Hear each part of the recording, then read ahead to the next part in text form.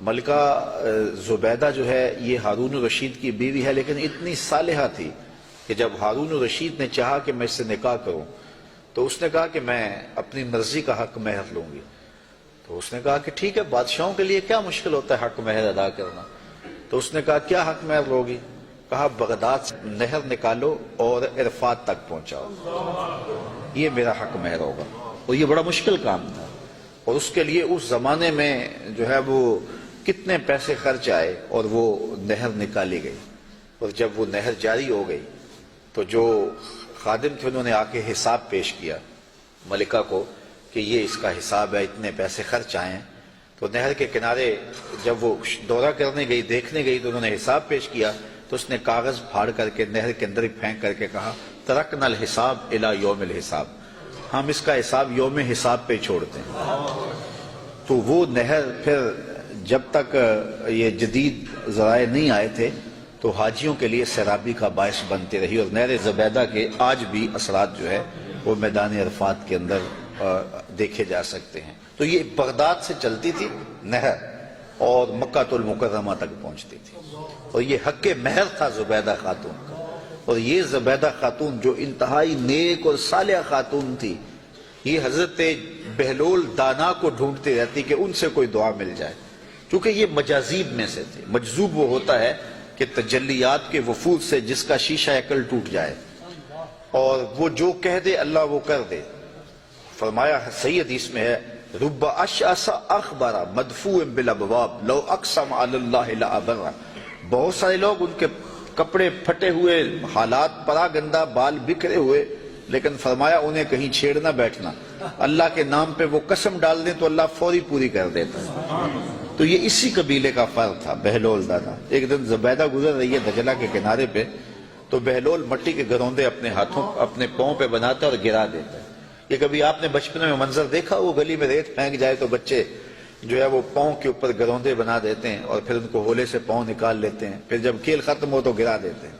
یہی شغل بہلول کر رہا ہے دجلہ کے کنارے۔ تو ملکہ زبیدہ گزری، پوچھا بہلول کیا کر رہے ہو؟ کہا جنت کے مکان بنا رہا ہوں۔ کہا بیچتے ہو؟ ہاں بیچنے کے لیے بنا رہا ہوں۔ کتنے کا؟ کہا کہ 10 روپے کا، فرض کرو 10 روپے کا ایک مکان بیچ رہا ہوں۔ 10 روپے کیا ہوتے ہیں؟ اس نے 10 درہم نکالے، بہلول کو دیے۔ بہلول نے پیسے دیکھے اور دجلہ میں پھینک دیے، اور ایک کے گرد دائرہ کھینچ کے کہا یہ تمہارا ہوا۔ پیچھے سے بادشاہ گزرا تو اس نے بہلول کو دیکھا ایسی شغل میں لگا ہوا ہے، پوچھا کیا کر رہے ہو؟ کہا جنت کے مال بنا رہا ہوں۔ تو کہا بیچتے ہو؟ کہا ہاں بیچتا ہوں۔ کتنے کا؟ 10 روپے کا۔ بادشاہ مسکرا کے گزر گیا، دیوانہ ہے، موج میں لگا ہوا ہے۔ اچھا خیر، جب رات پڑی بادشاہ سویا، کیا دیکھتا ہے جنت میں ایک خوبصورت محل ہے کہ اس نے کبھی ایسا محل دیکھا ہی نہیں تھا۔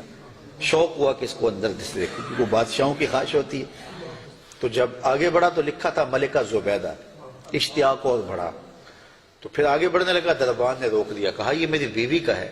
کہا دنیا کے ضابطے اور ہیں، آخرت کے ضابطے اور ہیں، اجازت کے بغیر نہیں جا سکتے۔ اتنے میں آنکھ کھل گئی، بادشاہ بے چین ہو گیا کہ کون سا اس نے نیک عمل کیا ہے کہ جنت میں اس کے نام کا محل دیکھا ہے۔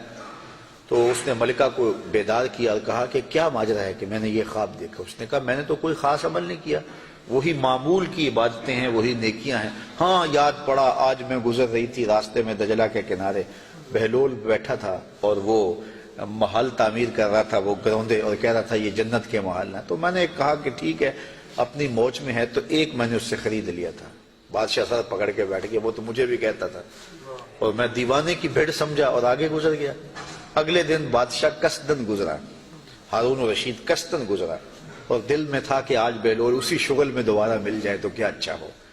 اگلے دن دیکھا تو بہلول وہاں بیٹھا ہوا ہے اور وہی کام کر رہا ہے۔ بادشاہ خوش ہوا، کہا بہلول کیا کر رہے ہو؟ اب دل دھڑک رہا تھا کہ جواب کل جیسا ملے۔ کہا جنت کے محل بنا رہا ہوں۔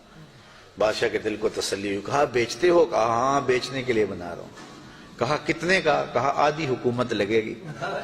کہا کل تو 10 روپے کا کہتے ہو۔ کہا ہاں کوئی اور آئے تو اس کے لیے 10 روپے کا۔ کہا تو میرے لیے اتنا مہنگا کیوں؟ کہا تم دیکھ کے جو آئے ہو۔ تو بات یہ ہے کہ یہ سعدی نے کہا تھا، سعدیہ نزدیک رائے عاشقاں، خلق مجنو نندو مجنو آ کے لست۔